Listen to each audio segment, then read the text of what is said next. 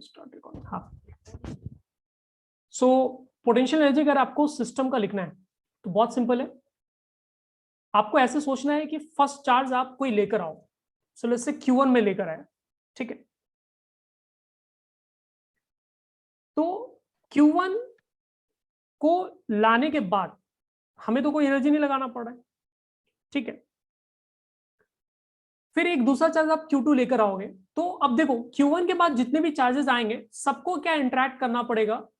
For example Q1 के बाद Q2 आएगा तो Q2 को Q1 से इंटरेक्ट करना पड़ेगा, Q3 को Q1 से इंटरेक्ट करना पड़ेगा, Q4 को Q1 से इंटरेक्ट करना पड़ेगा, Q5 को Q1 से इंटरेक्ट, इनफैक्ट जितने भी आप चार्जेस लेकर आगे आने वाले सारे चार्जेस को Q1 से इंटरेक्ट तो करना ही पड़ेगा। तो आप एनर्जी ऐसे लिख सकते हो कि potential energy charge 1 and charge 2 का, ठीक है, plus potential energy charge 1 and charge 3 का, ठीक है, प्लस पोटेंशियल एनर्जी, एक सेकंड बच्चों किसी का मैसेज आएगा।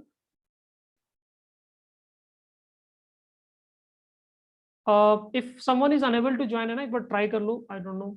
सो यू, हाँ, सो 1 और 2 के बीच में आपने पोटेंशियल एनर्जी लिख दिया, फिर 1 और 3 के बीच में आपने पोटेंशियल एनर्जी लिख दिया।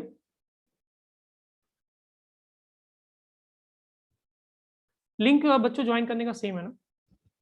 Wait, let me just in group.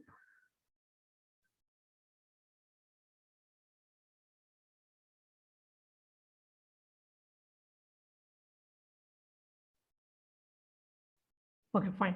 सो 1 और 2 के बीच में लिखा आपने, 1 का 3 से, फिर 1 का 4 से, और जितने भी चार्जेस है, मतलब n चार्जेस है आपके पास, तो आप सारे चार्जेस का इसमें डाल दो लिस्ट, 1 और n के बीच में इंटरेक्शन, ठीक है। अब ये इंटरेक्शन क्या हो, 1 का इंटरेक्शन हो, ठीक है।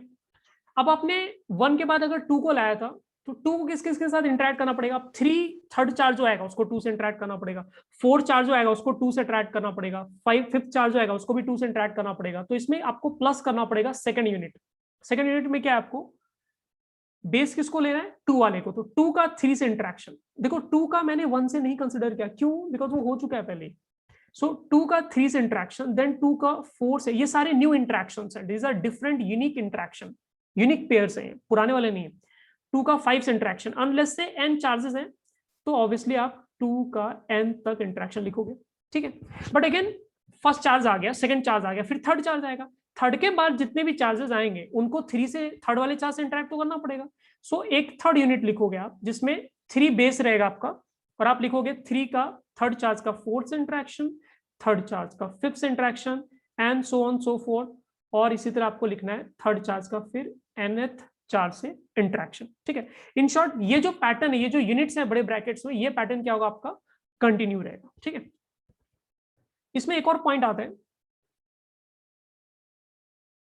कुछ सिस्टम ऐसे होते हैं जो देखने में बहुत सिमेट्रिक लगते हैं।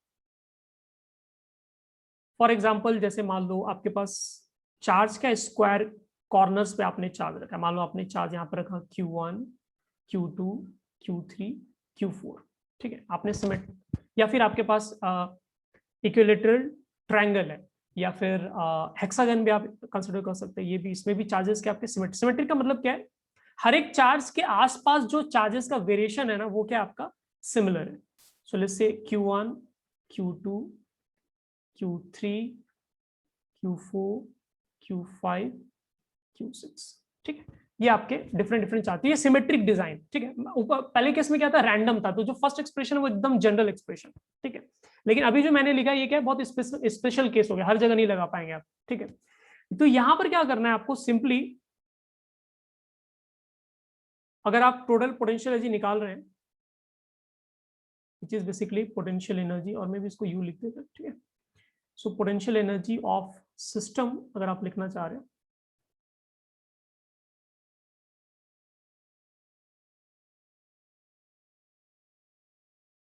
तो आप सिंपली ऐसे लिख सकते हैं इसको, you can write it as U1 plus U2, and जितने भी, जैसे मान लो अगर 4 चार्ज है तो U1 plus U2 plus U3 plus U4, या फिर आपके पास 6 चार्जेस है हेक्सागन के केस में, तो आप लिखोगे U1, U2, U3, U4, U5, U6, ठीक है, divide by 2। Now question is कि U1 का यहाँ पे मीनिंग क्या है, तो U1 का यहाँ पर आपका मीनिंग है potential energy of first charge, so this is potential energy, potential energy of first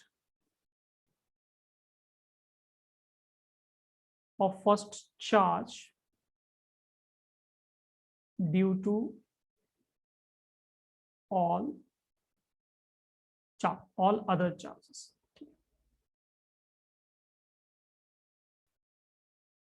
तो ये जो पार्ट है क्या है, सिर्फ फॉर्मेलिटी है, इसमें एक्चुअली कुछ बहुत रॉकेट साइंस है नहीं, ना आपको इसमें दिमाग लगाना है। द मेन आइडिया इज कि आपको यूनिक पेयर्स आपको ढूंढने होते हैं, आपने यूनिक पेयर्स ढूंढ लिया, आपका काम हो गया, दैट्स इट। ठीक है, अब कुछ लोग इसमें परमुटेशन कॉम्बिनेशन का भी रूल लगाते हैं कि अगर आपके पास n चार्जेस है और उसमें हमें पेयर्स बनाने हैं तो हमारे पास नंबर ऑफ टर्म्स कितना मिलेगा, nc2 हमारे पास नंबर ऑफ टर्म्स मिलेगा, लेकिन हमें यूनिक पेयर्स लेना है, राइट? तो आप 2 से डिवाइड भी करोगे, सो nc2 will be total number of pairs जो हम बना सकते हैं। बट सीरियसली मतलब मैथ्स के लोग हैं, वी कैन मैनेज इट। ठीक है, आप बस इस चीज पे फोकस रखो, फिजिक्स पे ध्यान रखो, एंड दैट इज कि हमें यूनिक पेयर्स ढूंढने होते हैं। ये जितने यूनिक पेयर्स होंगे उतना पोटेंशियल एनर्जी में ऐड करना है। ठीक है, और अगर नीचे वाले सेकंड केस वाला अगर कहीं प्रॉब्लम आपको मिल जाता है तो आप थोड़ा इजिली लिख पाओगे। बट एनीवेज अगर ये नीचे वाला फॉर्मूला हमारे पास नहीं भी होता तो भी हम कॉमन सेंस से 1 मिनट में लिख सकते थे। ठीक है, so that's not a big deal. तो वो हम लोग बेकार की चीजों पे will not focus at all. ठीक है, फालतू चीजों पर ध्यान नहीं देना, तो फिर फिजिक्स अपना गड़बड़ हो जाए। ठीक है बच्चों, इसको नोट करो फटाफट। सो नेक्स्ट जो क्लास होगा उसमें हम लोग एक प्रॉब्लम है जो मैं रह गया, वो मैं आपको साथ शेयर करूंगा, और हम लोग will study next concept electric potential energy. Electrostatic potential energy का जो कॉन्सेप्ट है इसको जनरलाइज करके इलेक्ट्रोस्टैटिक पोटेंशियल हर एक पॉइंट का स्पेस में वो, हाँ केशव मैं रिपीट कर रहा हूं, वो हम लोग स्टडी करेंगे। ठीक है, सेकंड पॉइंट बेसिकली ये था कि अगर आपके पास चार्ज का डिस्ट्रीब्यूशन सिमेट्रिक है, जैसे कि स्क्वायर शेप में आपके कॉर्नर्स पे चार्ज रखे या फिर हेक्सागन के फॉर्म में आपके कॉर्नर्स पे चार्ज रखे, तो हर एक चार्ज के आसपास चार्ज का डिस्ट्रीब्यूशन क्या एग्जैक्टली सेम है, तो फिर आप पोटेंशियल एनर्जी सिस्टम कैसे निकाल सकते हैं? रादर देन फर्स्ट अप्रोच के आप ऐसे लिख सकते हैं U1 U2, यानी हर एक चार्ज का पोटेंशियल एनर्जी आप लिख दो डिवाइड बाय 2। व्हाट इज हर एक चार्ज का पोटेंशियल एनर्जी? तो नीचे डिफाइन किया मैंने कि जैसे U1 का मतलब हुआ potential energy of first charge due to all other charges, which means 1 2 1 3 1 4, ये लिखोगे आप U1 के अंदर। फिर U2 का क्या लिखोगे? 2 1 2 3 2 4, ऐसे लिखना है, एंड देन 2 से आपको डिवाइड करना है, ये दिमाग में रखना है। फर्स्ट केस जो लिखा था वो एकदम जनरल कॉमन सेंस वाला अप्रोच। ठीक है, उसमें आपको कुछ भी स्पेसिफिक याद नहीं रखना। All you need to understand is कि हमें यूनिक पेयर्स ढूंढने होते हैं, that's it. Okay, so that's it for today. आराम से इसको नोट कर लो। नेक्स्ट क्लास में हम लोग electric potential, which is fourth important concept electrostatics में, दैट विल स्टडी। ठीक है।